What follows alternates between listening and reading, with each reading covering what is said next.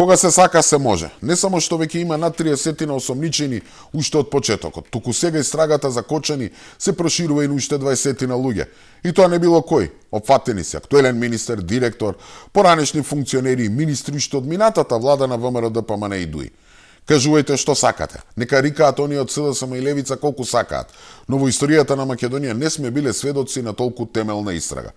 И како што вети премиерот, не остана камен непревртен. Се гони и се истражува секој без разлика дали е од СДСМ, ДУИ, ВМРО, дали е или бил на власт. Затоа паѓаат во вода сите оние небулозни тврдења како истрагата се водела селективно и била насочена само кон минатото, само поранешни функционери, додека воопшто не биле опфатени актуелните. И добро е што обвинителството барем засега покажа дека се освести. Но сега останува да видиме дали и судството ќе се покаже на ниво на задачата или повторно се ќе се сведе на долговлекување, вечни и контроверзни вештачења, чудни пресуди кои ќе паѓаат на апелација и слично. Извршната власт, односно полицијата, го направи максимумот. Нема камен што не преврти. Но сега случајот полека се сели во судството. Истото оне кое пресуди 2 години за 22 годишната Теодора.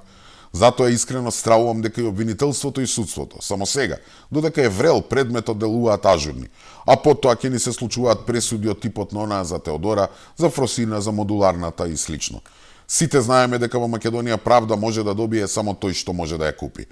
Така што не очекувајте рестарт на системот без сериозни кадровски резови, односно подитно на клучните позиции во обвинителството и судовите да дојдат вистински луѓе кои ќе спроведуваат законски, институционални и сите реформи на сите нивоа.